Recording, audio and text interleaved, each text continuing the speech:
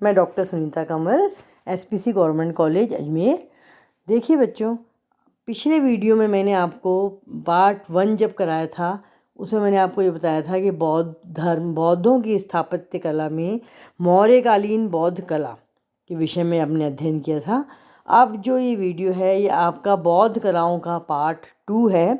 इसमें हम देखेंगे और कालों में बौद्ध कलाओं की क्या स्थिति थी।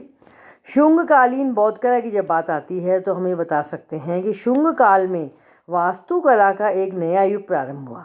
इस काल में पत्थर की देविकाएं तथा भव्य तोरण द्वार बनाए गए। इसके प्रमाण में हम भरहुत के स्तूप को ले सकते हैं। इन स्तूपों पर सुसज्जित मूर्तियों में से आधा दर्जन मूर्तियां बुद्ध के जीवन से संबंधित दृश्य पर ही बनी हुई हैं और 40 के लगभग जातक कथाएं अंकित हैं। जातक कथाओं में बौद्ध धर्म की बुद्ध की बहुत सी पुरानी पूर्व जन्म की कथाएं निहित हैं। तो शुंगकालीन कला की दूसरी विशेषता ये है कि वह अपने समय में जनजीवन का चित्र बड़े ही यथार्थ और स्वाभाविक रूप से प्रस्तुत करती हैं। देखिए विद्यार्थियों, आपके शुंग कला के विषय में 4 नंबर का प्रश्न आ सकता है। अब देखते हैं हम सातवाहन कालीन बौद्ध कला। ये भी आपके 4 नंबर का प्रश्न बन सकता है कि कला की दृष्टि से सातवाहन युग भी बड़ा ही महत्वपूर्ण है। इस काल में अमरावती के स्तूप का विस्तार हुआ, उसे पहले से भी अधिक सजाया गया। इस युग में नासिक, कार्ले, कन्हेरी आदि स्थानों पर चैत्यों का निर्माण हुआ। इसके अलावा गुड़ीबाद आदि स्थानों पर नई गुफाएं और स्तूप मिले।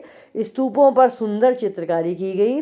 चैत्यों की छतों और दीवारों पर रंग बिरंगे लेपों से चित्रकारी भी की गई।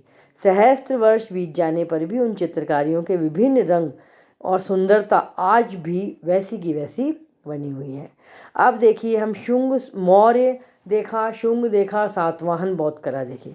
अब बारी आती है कनिष्क कालीन बौद्ध कला की। देखिए विद्यार्थियों, ये आपके थोड़ा बड़ा प्रश्न आ सकता है। कनिष्क कालीन बौद्ध कला के विषय में बताइए। अशोक की तरह कनिष्क भी कला के प्रति बहुत ही प्रेमी था और भवन निर्माता था। कनिष्क के बौद्ध चैत्यों की प्रशंसा अल-बेरुनी ने भी की है। उसके राज्यकाल में भवन निर्माण की कई शैलियाँ प्रचलित हुई थीं। उसके समय में स्थापत्य कला की शैली के 4 प्रमुख केंद्र थे। याद रखिएगा आप लोग, उसकी स्थापत्य कला के समय 4 प्रमुख केंद्र थे: सारनाथ, मथुरा, अमरावती और गांधार। याद रखिएगा आप लोग। 2 नंबर का प्रश्न आपके आ सकता है कि कनिष्क के काल में जो स्थापत्य कला थी उसकी शैली के 4 प्रमुख केंद्र कौन कौन से थे। अब इनमें से प्रत्येक शैली एक दूसरे से बिल्कुल अप्रभावित थी, सब बिल्कुल नई थी। गांधार कला शैली। कुषाण साम्राज्य के उत्तर पश्चिम में गांधार नाम का एक प्रांत था। इस प्रदेश में एक ऐसी शैली का विकास हुआ जिसका विषय तो भारतीय था किंतु उसकी शैली यूनानी थी। गांधार कला शैली के विषय में आपसे पूछ सकते हैं कि गांधार कला शैली की विशेषता बताइए और इसकी शैली के बारे में बताइए। तो आप क्या बताएंगे इसमें कि इसका विषय तो बिल्कुल भारतीय था और इसकी जो तकनीक थी वो शैलियों यूनानी थी। गांधार कला को भारतीय यूनानी कला के नाम से भी, इसीलिए गांधार कला को भारतीय यूनानी कला के नाम से भी पुकारा जाता है। इस कला का प्रारंभ कुषाण काल से पूर्व ही हो गया था, किंतु कनिष्क के शासनकाल में ये जो थी उन्नति की चरम सीमा पर थी। गांधार कला शैली की विशेषताएं पूछ सकते हैं आप लोगों से, तब उसमें आप क्या बताएंगे। देखिए, अगर आपसे पूछें गांधार कला शैली की विशेषताएं बताइए, तो उसमें आप प्रमुख विशेषता बताएंगे मानव शरीर की सुंदर रचना और मांसपेशियों की सूक्ष्मता थी, पारदर्शक कपड़े तथा उनमें सलवटें दिखना एवं उनमें नक्काशी का काम अनुपम ढंग से दिखाना। गांधार शैली की शिल्प विधि द्वारा जो बुद्ध की मूर्तियां बनाई गई थीं, ये यूनानी देवता अपोलो की मूर्तियों से काफ़ी समानता रखती है।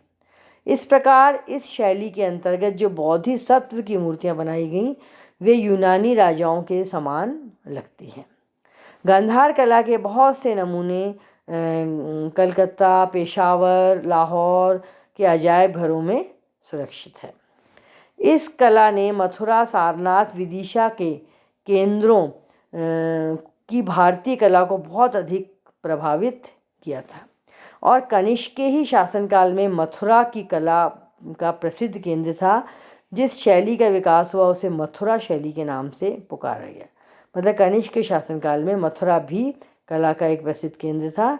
इस शैली में लाल पत्थरों का प्रयोग किया जाता था। मथुरा में कनिष्क की विशाल मूर्ति मिली है, प्रतिमा मिली है जिसके मस्तक नहीं है।